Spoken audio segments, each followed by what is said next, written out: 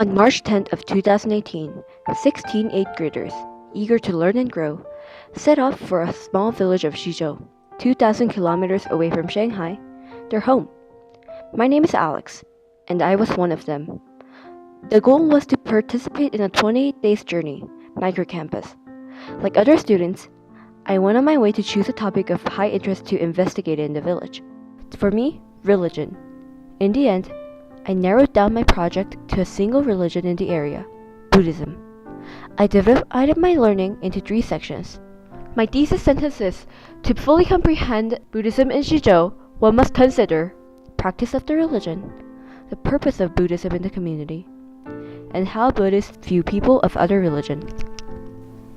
Buddhism in Xizhou has evolved into a blend of different religions over the course of history, including Benju, a god often from historical figures and folklores, Taoism, and Buddhism.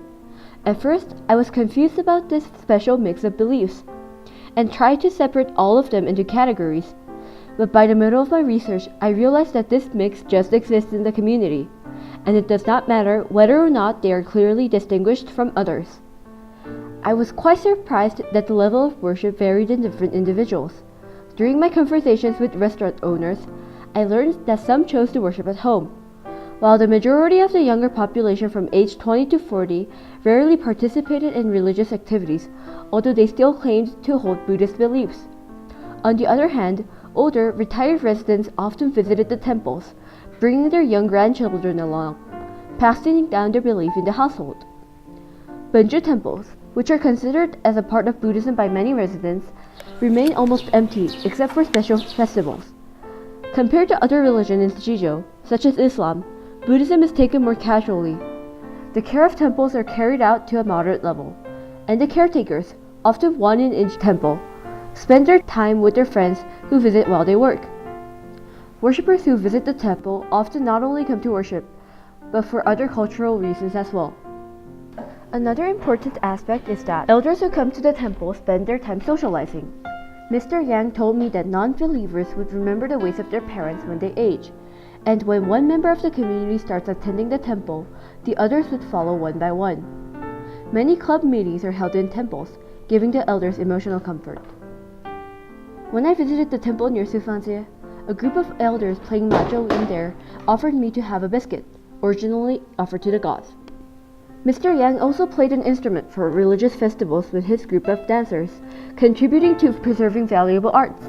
Seeing how vibrant and cheerful the ceremonies looked, I was mildly shocked because the Christian communities I grew up in took religious activities very seriously, and the tone and nature of hymns contradicted that of Buddhist arts. Mr. He, the security guard of our home, thought women believed more in religion because of their low education level. This led me to think that religion gives people something to depend on, something to keep them going, a source of comfort. When one does not learn much, one may not know the information that gives them meaning and hope in their daily lives.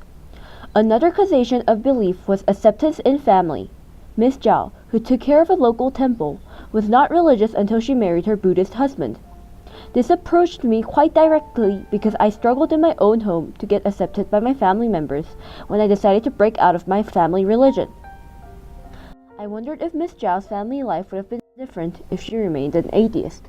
Buddhist views on others is also a significant aspect to consider. Because of my prior knowledge and impressions of Islam, I thought the Buddhists would have an uncomfortable relationship with the Muslims. Turns out, I was wrong. The general mood of the town is very peaceful despite the religious differences. Every resident I talked to pointed out the acceptance within the village as a key to a stable society. Tremendous number of Buddhists are neighbors with Muslims and does not pay attention to the distinction between the two people. We mind our own business, Mr. Yang said. They do their own things and we ours. We don't fight over small things like eating pork. Still, majority of the Buddhists I talked to found the Islamic rules and restrictions foreign or sometimes too extreme. Some found the Muslim community isolated and distant. I could tell that they were trying to feel connected to the Muslim population and respect the culture, but simply cannot understand some parts of it. This was something that I did not expect as the residents' approaches were so similar to mine. I wanted to keep a positive view on the Hui Muslim community, and I did. But there were some moments when maintaining my views were hard. Another thing I learned from Mr. Yang is that Buddhists in Xizhou do not pressure their family members who become non-believers for their lack of faith. He thought it was an effect of young age and challenging daily lives, and that they would turn to religion once they have time. After meeting Mr. Yang, I reflected on my own spiritual life. Before, I thought I would never go back to being religious, but now I am not so sure about what my life would lead to in the future, especially regarding beliefs. During my time in Xizhou, I focused on practice of Buddhism, the reason behind the worship, and how Buddhists view others.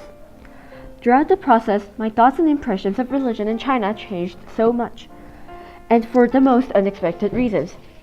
I thought the research process would be awkward and stressful, but I ended up making strong connections with the villagers. Every time I walked past the people I talked to, I said hello, and they would smile back at me and wave their hands. I learned much about religion and culture, and how they were interconnected. At the start of this experience, I was a mess. I had no idea where my project would lead to, and I certainly did not have a clue about what I would make in the end. But turns out, I did fine. Microcampus left a huge mark in my life.